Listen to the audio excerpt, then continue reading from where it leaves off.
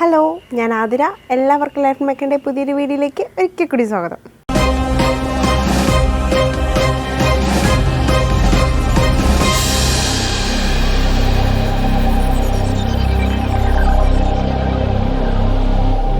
ഇപ്പോൾ സാധാരണ രീതിയിൽ നമ്മൾ പച്ചക്കറി കൃഷി ചെയ്യുമ്പോൾ പറയുന്നൊരു കാര്യം എന്ന് വെച്ചാൽ നമ്മൾ നല്ല രീതിയിൽ മണ്ണ് എങ്ങനെ തയ്യാറാക്കാമെന്നാണ്.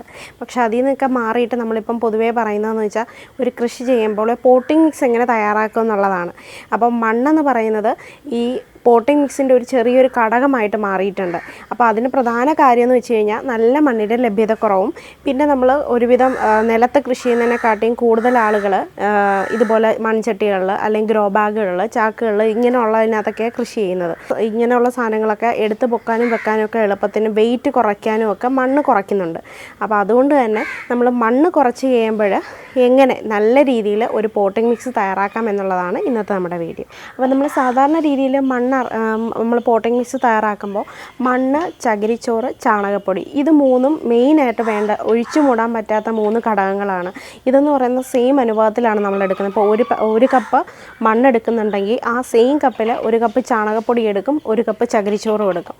അപ്പോൾ പിന്നെ ഇതിൻ്റെ കൂടെ നമുക്ക് കമ്പോസ്റ്റ്, ഇപ്പം ഞാൻ പറഞ്ഞ പോലെ കമ്പോസ്റ്റ് ഉണ്ടെങ്കിൽ നമുക്ക് കമ്പോസ്റ്റ് ഇതേ സെയിം അളവിൽ തന്നെ കമ്പോസ്റ്റ് ആഡ് ചെയ്യാം. അപ്പോൾ നമ്മൾ മണ്ണെടുക്കുമ്പോൾ ഞാൻ ആദ്യം പറഞ്ഞതുപോലെ തന്നെ മേൽമണ്ണുണ്ടെങ്കിൽ അത് ഏറ്റവും നല്ലതാണ്. കൃഷിക്ക് ഏറ്റവും അനുയോജ്യം മേൽമണ്ണാണ്. അപ്പോൾ എടുക്കുമ്പോൾ മേൽമണ്ണ് സെലക്ട് ചെയ്യുക. പിന്നെയെന്ന് പറയുന്നത് ചാണകം, അത് നമ്മൾ അടിവളമായിട്ട് ഇട്ട് കൊടുക്കുന്നതാണ് ചാണകം എന്ന് പറയുന്നത്.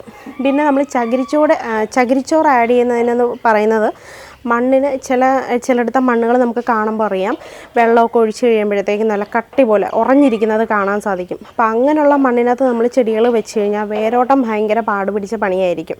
അപ്പോൾ അതുകൊണ്ട് തന്നെ ആ മണ്ണിനെ ഒന്ന് ലൂസ് ചെയ്യാൻ വേണ്ടിയിട്ട്, ഒരു ഇളക്കം കിട്ടാൻ വേണ്ടിയിട്ട് നമുക്ക് ഈ ചകിരിച്ചോറ് ആഡ് ചെയ്യാം. അപ്പോൾ ചിലർ പണ്ട് നമുക്കറിയാം മണലൊക്കെ ആഡ് ചെയ്യുന്നത്, നമ്മൾ അതിന് പകരം ഇപ്പം മണൽ കിട്ടാത്തത് കൊണ്ട് നമുക്ക് അതിന് പകരം ആഡ് ചെയ്യാൻ പറ്റുന്നതാണ് ചകിരിച്ചോറ്. ആ മണ്ണിൻ്റെ സ്ട്രക്ചറിനെ മെയിൻറ്റെയിൻ ചെയ്യാൻ വേണ്ടിയിട്ട് മാത്രം ചകിരിച്ചോറ്. അത് മാത്രമല്ല, ചെറിയൊരു ഈർപ്പം പിടിച്ചു നിൽക്കാനുള്ള കഴിവും നമ്മൾ ഈ ചകിരിച്ചോറിനുണ്ട്. അപ്പോൾ ഇത് 3ഉം മസ്റ്റായിട്ട് നമ്മൾ യൂസ് ചെയ്യണം. അപ്പോൾ അടുത്ത നമ്മൾ ആഡ് ചെയ്യുന്നത് വെച്ചാൽ കരിയിലയാണ്. നല്ലപോലെ ഉണങ്ങിയിട്ട് നമ്മൾ കൈ കൊണ്ടിങ്ങനെ ഞെരടി എടുക്കുമ്പോൾ പൊടിഞ്ഞു വരണം. ആ പരുവത്തിലുള്ള കരിയിലയാണ് നമ്മൾ ആഡ് ചെയ്യുന്നത്. കരിയില ആഡ് ചെയ്യുന്നതിൻ്റെ ഗുണമെന്ന് പറഞ്ഞു കഴിഞ്ഞാൽ, മണ്ണിൽ നമ്മൾ ഈ ചകിരിച്ചോറ് ആഡ് ചെയ്യുമ്പോൾ ഉള്ള ഗുണം തന്നെയാണ് നമ്മുടെ ഈ കരിയില ആഡ് ചെയ്യുമ്പോൾ ആ മണ്ണിൻ്റെ ആ ലൂസ് സ്ട്രക്ചറിനെ മെയിൻറ്റെയിൻ ചെയ്യാൻ സാധിക്കും.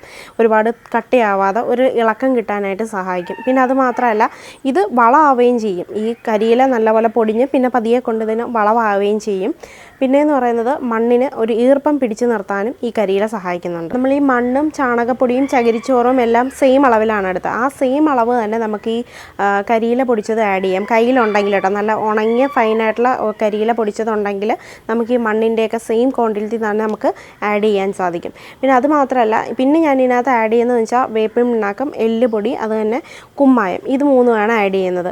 അതെന്ന് പറയുന്നത് നമ്മൾ വേപ്പിൻ പിണ്ണാക്ക് ആഡ് ചെയ്യുന്ന മണ്ണിൽ നിന്ന് വരുന്ന രോഗങ്ങളെ ചേർത്ത് നിൽക്കാൻ നമ്മുടെ ചെടിയെ ഹെൽപ്പ് ചെയ്യുന്നതാണ് വേപ്പിൻ പിണ്ണാക്കെന്ന് പറയുന്നത്. അത് നമ്മൾ അതുകൊണ്ടാണ് അടിവളമായിട്ട് തന്നെ ആദ്യം തന്നെ നമ്മൾ വേപ്പിൻ പിണ്ണാക്ക് നൽകുന്നത്. അത് നൽകുന്നതിൻ്റെ അളവെന്ന് പറയുമ്പോൾ ഞാൻ ഒരു പോട്ടിലേക്ക് വേണ്ടുള്ള അളവാണ് പറയുന്നത് കേട്ടോ. അപ്പോൾ ഒരു പോട്ടിലേക്ക് 1 കൈപ്പിടി എന്ന രീതിയിലാണ് ഞാനത് ആഡ് ചെയ്യുന്നത്. പിന്നെ അടുത്തത് നമ്മുടെ എല്ലുപൊടിയാണ്. എല്ലുപൊടിയും ഈ 1 കൈപ്പിടി തന്നെ ഞാൻ ആഡ് ചെയ്യും. അത് ഫോസ്ഫറസിൻ്റെ അളവ് ഈ നമ്മുടെ എല്ലുപൊടിനകത്തുള്ളത് കൊണ്ടും, പിന്നെ എല്ലുപൊടി ഞാൻ ഇതിന് മുന്നേ പറഞ്ഞിട്ടുണ്ട്, നമ്മൾ ഇട്ടാൽ ഉടൻ ചെടിക്ക് കിട്ടില്ല, പയ്യെ കൊണ്ടേ നമ്മൾ മണ്ണിനകത്ത് ആയിട്ട് നമ്മളെ ചെടികൾക്ക് കിട്ടത്തുള്ളൂ. അപ്പോൾ അതുകൊണ്ട് തന്നെ നമ്മൾ അടിവളം കൊടുക്കുന്ന സമയത്ത് എല്ലുപൊടി ആഡ് ചെയ്യും. അപ്പോൾ അടുത്തതെന്ന് വെച്ചാൽ കുമ്മായത്തിൻ്റെ അളവാണ്. കുമ്മായം എന്ന് പറയുന്നതും ഞാൻ ഈ 1 കൈപ്പിടിയിലാണ് ഞാൻ ഇട്ട് കൊടുക്കുന്നത്. ഇതെല്ലാം എന്ന് പറയുന്നത് നമ്മളിപ്പോൾ ഒരു ഗ്രോ ബാഗിലാണെങ്കിൽ അല്ലെങ്കിൽ ഒരു ചെടിച്ചട്ടിയിലാണെങ്കിൽ ആ ഒരു ഇതിൽ നിറയ്ക്കേണ്ടുള്ളതിൻ്റെ അളവാണ് ഞാനിപ്പോൾ ഈ പറഞ്ഞതെല്ലാം കേട്ടോ. അപ്പോൾ അതനുസരിച്ച് അളവ് കൂട്ടുക. നമുക്ക് ഓരോ ഗ്രോ ബാഗിലാകുമ്പോൾ ഇതനുസരിച്ച് നമുക്ക് അളവ് കൂട്ടി യൂസ് ചെയ്യണം. അപ്പോൾ ഈ കുമ്മായം ആഡ് ചെയ്യുന്നതെന്ന് വെച്ചാൽ മണ്ണിൻ്റെ pH ലെവലിനെ മെയിൻറ്റെയിൻ ചെയ്യാൻ വേണ്ടിയിട്ടാണ് നമ്മൾ കുമ്മായം ആഡ് ചെയ്യുന്നത്. അപ്പോൾ നമുക്കറിയാം, നമുക്ക് അത്യാവശ്യം നല്ല രീതിയിൽ മഴ കിട്ടുന്നൊരു നാടാണ്. അപ്പോൾ അതുകൊണ്ട് തന്നെ ഈ മഴവെള്ളം വീണ് മണ്ണിലെ പുളിപ്പ് രസം കൂടുന്നുണ്ട്. അപ്പോൾ ആ പുളിപ്പ് രസത്തിനെ മെയിൻറ്റെയിൻ ചെയ്തില്ലെങ്കിൽ നമുക്ക് നല്ല രീതിയിൽ ചെടികളൊന്നും നമ്മളെ ഈ മണ്ണിൽ വളരില്ല. അതുമാത്രമല്ല നമ്മുടെ കുമ്മായത്തിലെന്ന് പറയുമ്പോൾ കാൽഷ്യത്തിൻ്റെ ഒരു അളവുണ്ട്. അപ്പം നമ്മളെ ചെടികളുടെ വളർച്ചയ്ക്ക് വേണ്ടിയിട്ടുള്ള കാൽഷ്യം നമ്മൾ ഈ കുമ്മായി ഇട്ടത് കൊടുക്കുന്നതുകൊണ്ട് ചെടിക്ക് കിട്ടുന്നുണ്ട്. പിന്നെ അതുമാത്രമല്ല നമ്മൾ ഈ കുമ്മായത്തിന് പകരം ഡോളോമൈറ്റ്, ഇപ്പോൾ എൻ്റെ കയ്യിലെന്ന് പറയുമ്പോൾ ഇപ്പോൾ ഡോളോമൈറ്റ് ആണല്ലോ, അപ്പോൾ ഞാൻ ഡോളോമൈറ്റാണ് ആഡ് ചെയ്യുന്നത്. കുമ്മായി ഇല്ലെങ്കിൽ നമുക്ക് ഡോളോമൈറ്റും യൂസ് ചെയ്യാം. പിന്നെ അതുമല്ല നമ്മുടെ വീടുകളിലുള്ള ചാരം നമുക്ക് ഈ കുമ്മായത്തിന് പകരം ആഡ് ചെയ്ത് കൊടുക്കാവുന്നതാണ്. പക്ഷേ ചാരത്തിൻ്റെ അളവ് കൂടരുത്, ആ ഒരു അളവ് മെയിൻറ്റെയിൻ ചെയ്ത് വേണം നമ്മൾ ഇട്ട് കൊടുക്കാൻ. അല്ലെങ്കിൽ മണ്ണിലുള്ള ചില സൂക്ഷ്മജീവികളൊക്കെ ഉണ്ട്, അത് നമ്മൾ ഈ ചാരം ഇട്ട് കൊടുക്കുന്നത് കൊണ്ട് നശിച്ചു പോകും.